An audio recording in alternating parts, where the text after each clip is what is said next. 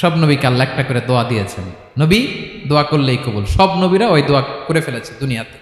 বিশ্বনবী বলেন আমি করি নাই, আমি দুনিয়ার বুকে কঠিন বিপদে পড়েও কোনোদিন করি নাই। আমি আমার স্পেশাল দোয়াটা কিয়ামতের দিন আমার গুনাহগার উম্মতকে সুপারিশের জন্য রেখে দিয়েছি।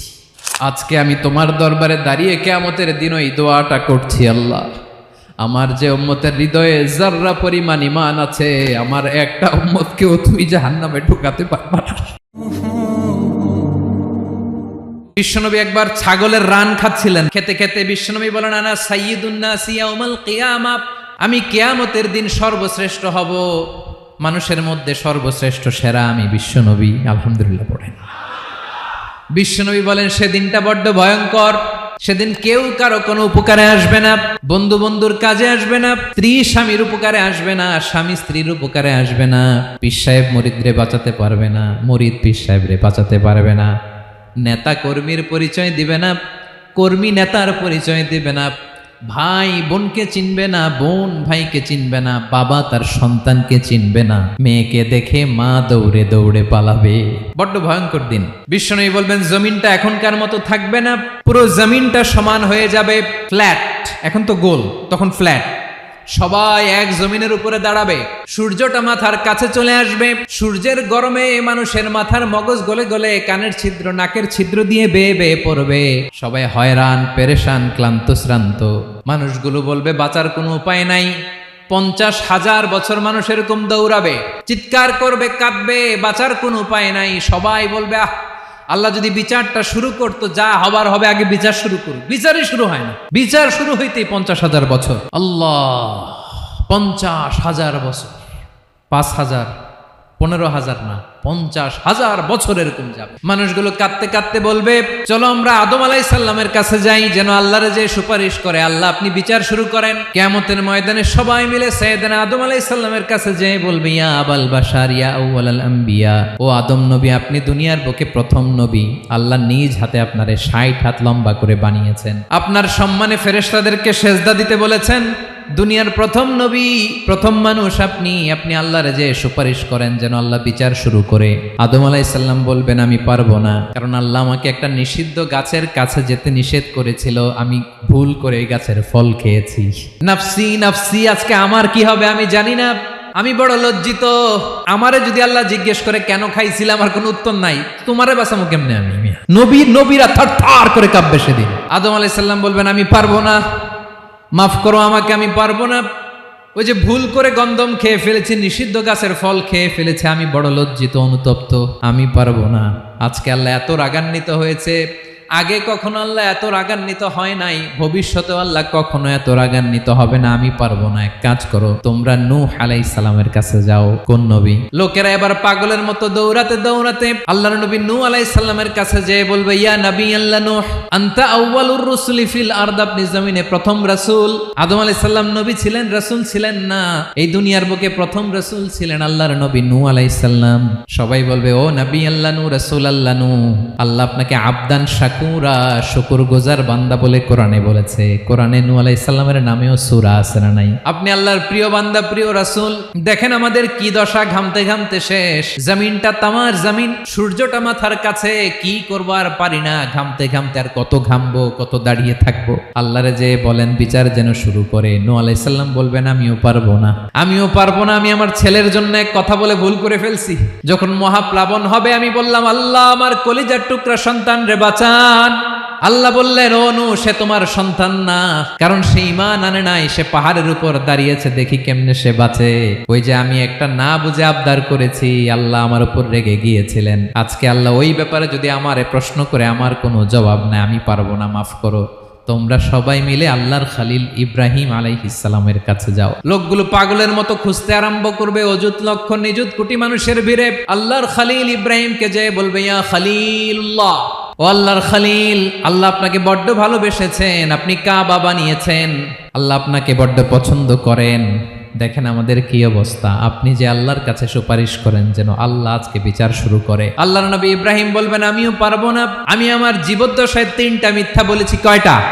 আসলে মিথ্যা না, একটু টুইস্ট করে কৌশল করে কথা বলেছিলেন, ওইটাকে হাদিসে মিথ্যা বলা হয়েছে। আমি জীবনে 3টা মিথ্যা বলেছি, জীবন বাঁচানোর তাগিদে কৌশল করে 3টা কথা বলেছি। আজকের এই কঠিন ময়দানে আল্লাহ যদি ওই 3টা কথার ব্যাপারে জিজ্ঞেস করে, লজ্জায় আমি মাথা দেখাতে পারবো না, আমিও পারবো না। আজকে আল্লাহ এত রেগে আছে, আগে কখনো এত রাগে নাই, পরেও রাখবে না।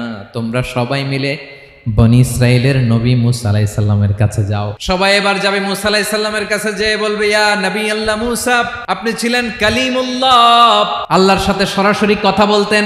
রব্বুল আলামিন আপনাকে তাওরাত কিতাব দিয়েছেন, আপনি যে একটু সুপারিশ করেন। আল্লাহর নবী মুসা বলবেন, মাফ করো, আমিও পারবো না। আমি দুনিয়ার বুকে ভুল করে একটা মানুষকে মেরে ফেলেছি। আমি মারছিলাম আদব শিক্ষা দেওয়ার জন্য এক থাপ্পড়, এই থাপ্পড়ে যে ওই লোক মরেই যাবে আমি জানতাম না। আজকে আল্লাহ যদি জিজ্ঞেস করে কেন মারলা, জবাব আছে। ওই লজ্জায় আমি অনুতপ্ত, আমি পারবো না, আমার এই কথা বলো না। আজকে আল্লাহ বড্ড রেগে আছে, আমি পারবো না। তোমরা আল্লাহর নবী ঈসা আলাইহিস সালামের কাছে যাও। কিয়ামতের ময়দানে মানুষগুলো পাগল পাড়া হয়ে আল্লাহর নবী ঈসা আলাইহিস সালামের কাছে যাবে, যে বলবে, নবী ঈসা আপনি রূহুল্লাহ, বাবা ছাড়া আল্লাহ আপনাকে বানিয়েছেন, ইনজিল কিতাব দিয়েছেন, মৃত মানুষকে আপনি জীবিত করতে পারতেন। আজকের এই কঠিন বিপদের দিনে আপনি আমাদের সাহায্য করেন। আল্লাহর কাছে যে বলেন যেন বিচার শুরু করে। ঈসা আলাইহিস সালাম বলবেন, আমিও পারবো না। ইন্নী উবিদতু মিন দুনিল্লাহ, আমার উম্মত খ্রিস্টানেরা আল্লাহরে বাদ দিয়ে আমি ঈসার ইবাদত করেছে। আমার মা ম্যারি আর আমাকে ডাকতো জেসাস ক্রাইস্ট, আমার ইবাদত করেছে। যদিও আমি আমার ইবাদত করতে বলি না, ঈসা আলাইহিস সালামও ইবাদত করতে বলেছেন একজনের, তিনি কে? আল্লাহর নবী ঈসা আলাইহিস সালাম বলবেন, আমিও পারবো না। আজকে আল্লাহ অনেক রেগে আছে, আমি পারবো না। তবে একটা পরামর্শ দিতে পারি, একটা সাজেশন দিতে পারি। আজকের দিনে এই কঠিন মুসিবতের কালে, এই কঠিন সময়ে কেউ আল্লাহর দরবারে দাঁড়িয়ে একটা টু শব্দ করার ক্ষমতা কারো নাই, একমাত্র আখিরি জামানার পয়গাম্বর বিশ্বনবী মুহাম্মদুর রাসূলুল্লাহ ছাড়া। মানুষগুলো এবার আগুনের মধ্যে পানি দিলে যেমনি আগুন নিভে যায়, দাউ দাউ করা হৃদয়ে জ্বলন্ত আগুন তাদের ঠান্ডা হবে। কিয়ামতের ময়দানে ওই বিভীষিকাময় সময়ে মুসিবতের কালে মানুষগুলো পাগল হয়ে বিশ্বনবীকে খুঁজতে আরম্ভ করবে। সবাই মিলে বিশ্বনবীর কাছে যেয়ে বলবে, ইয়া রাহমাতাল লিল আলামিন, ইয়া খাতামান নবীন, রাহমাতাল লিল আলামিন। দেখেন আমাদের কি অবস্থা, কি কঠিন বিপদে আমরা আছি, দাঁড়াতে পারি না, সূর্যের আলোতে ঘেমে হয়রান। আজকে কেউ সুপারিশ করতে পারবে না। সব নবীরা অপারগতা স্বীকার করেছে, তারা বলেছে আপনি ছাড়া কেউ নাকি আল্লাহর সামনে দাঁড়াতে পারবেন না, আপনি একটু সুপারিশ করেন। বিশ্বনবী বলবেন, আসো আসো, আজকের দিনে আমি ছাড়া আল্লাহর সামনে কেউ দাঁড়াতে পারবে না। বিশ্বনবী মাকামে মাহমুদে যে আল্লাহু আকবার বলে সিজদায় লুটিয়ে পড়বেন। আল্লাহ রাব্বুল আলামিন বিশ্বনবীকে এমন কিছু চমৎকার শব্দ শিখাবেন, ওই শব্দগুলো দিয়ে আল্লাহর প্রশংসা করে বিশ্বনবী কাঁদতে আরম্ভ করবেন। বিশ্বনবী এমন ভাবে অজর দ্বারায় সিজদায় লুটিয়ে পড়ে কাঁদবেন, রব্বুল আলামিনের রহমতের দরিয়ায় জোশ লেগে যাবে। রব্বুল আলামিন এই দৃশ্য থেকে সহ্য করতে পারবেন না। রব্বুল আলামিন বলবেন, ইয়া মুহাম্মদ ইরফা রাসাক, ও নবী আপনি মাথা তোলেন, মাথা তোলেন, আপনার কান্না আমি সহ্য করতে পারি না। নবী আপনি মাথা তোলেন, সাল তুতা, আজকে আপনি যা চাবেন তাই দেব। নবী আপনি সিজদা থেকে মাথা তুলেন, সাল তুতা। বিশ্বনবী এবার মাথা তুলবেন। যে বিভীষিকাময় সময়ে প্রত্যেক নবী বলেছেন আমি পারবো না, প্রত্যেক নবী বলেছেন নফসি নফসি, আমার কি হবে আমি জানি না, আল্লাহ আমারে বাঁচাও। প্রতিটি নবী বলবেন নফসি নফসি, আল্লাহ তুমি আমারে বাঁচাও, আমারে বাঁচাও। বিশ্বনবী মাথা তুলবেন, তুলে বলবেন রব্বি হাবলি উম্মতি, আল্লাহ তুমি আমার গুনাহগার উম্মতকে বাঁচাও।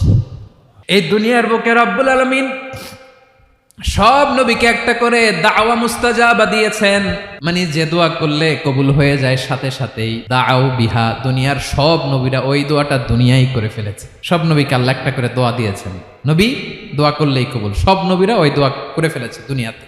বিশ্বনবী বলেন আমি করি নাই। ওয়া ইন্নী আখতাবিউ দাওয়াতি শাফাআতান লি উম্মতি ইয়াউমাল কিয়ামাহ, আমার ওই স্পেশাল দোয়াটা আমি দুনিয়ার বুকে কঠিন বিপদে পড়েও কোনোদিন করি নাই। আমি আমার স্পেশাল দোয়াটা কিয়ামতের দিন আমার গুনাহগার উম্মতকে সুপারিশের জন্য রেখে দিয়েছি। আল্লাহ বলবেন নবীর ফারাসাক, মাথা তোলেন, আর কাঁদবেন না। বিশ্বনবী মাথা তুলবেন। আল্লাহ বলবেন সাল তুতা, আপনি যা চাবেন তাই দেব। ওয়াশফা তুশাফা, সুপারিশ করেন, সুপারিশ কবুল করব।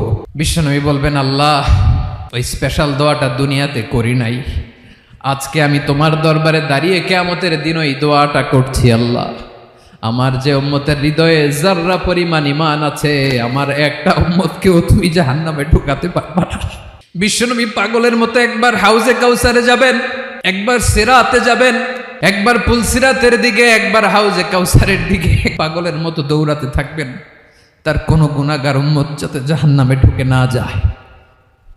সেদিন কেউ সুপারিশ করতে পারবে না বিশ্বনবী ছাড়া। এজন্য ৫ নম্বর আল্লাহ বললেন, মান যাল্লাযী ইয়াশফাউ ইনদাহু ইল্লা বিইযনিহি। কার সাহস আছে, কার এত বড় বুকের পাটা, কিয়ামতের কঠিন দিন আল্লাহর সামনে দাঁড়িয়ে সুপারিশ করবে? কারো ক্ষমতা নাই, কারো ক্ষমতা নাই।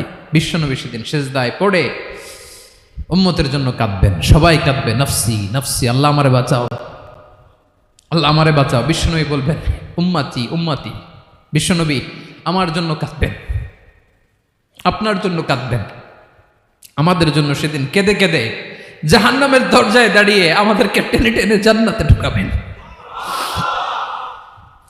এজন্য এই বিশ্বনবীর ভালোবাসা যেন আমাদের হৃদয়ে ভরপুর থাকে। আমার ভাইয়েরা, প্রতি শুক্রবার বিশ্বনবীর উপরে বেশি বেশি যেন আমরা দুরূদ পড়ি। আমরা যখন বিশ্বনবীর সালাম দেই, দুরূদ পড়ি,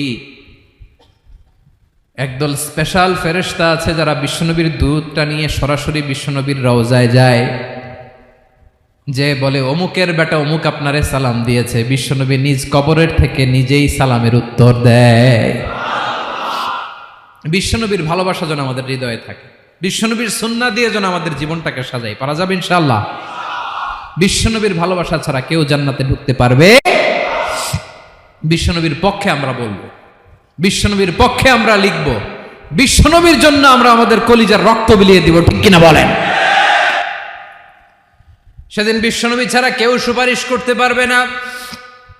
৫ নম্বর আল্লাহ বললেন, মান যাল্লাযী ইয়াশফাউ ইনদাহু ইল্লা বিইযনি। কে আছে সুপারিশ করবে আল্লাহর সামনে? আর আপনি আপনার বাবার দরবারে যে সেজদা দেন, হ্যাঁ, ইব্রাহিম আলাইহিস সালাম থারথার করে কাঁপবে আর বলবে, নফসি নফসি, আল্লাহ আমারে বাঁচাও। মুসা আলাইহিস সালাম থারথার করে কাঁপবে, আল্লাহ নফসি নফসি, আমারে বাঁচাও। আর আপনি পীরের দরবারে যে সেজদা দেন, কোথায় আছেন আপনি? খবরদার, কেউ বাঁচাতে পারবে না। যাকে ইল্লা আল্লাহ যাকে অনুমতি দেন, বিশ্বনবীকে দিবেন, নবীদেরকে দিবেন, এরপরে আল্লাহ তার স্পেশাল ওয়ালিদেরকে, মুত্তাকিনদেরকে, শহীদদেরকে, সিলেক্টেড বান্দাদেরকে দিবেন। কিন্তু কাকে দিবেন, কার জন্য দিবেন, দুনিয়ার কেউ জানে না। একজন ছাড়া, তিনি কে?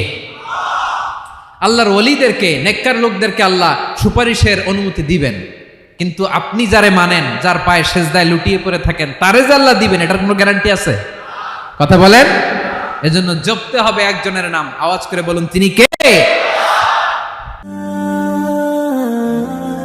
Be a part of our vision. Do listen and share the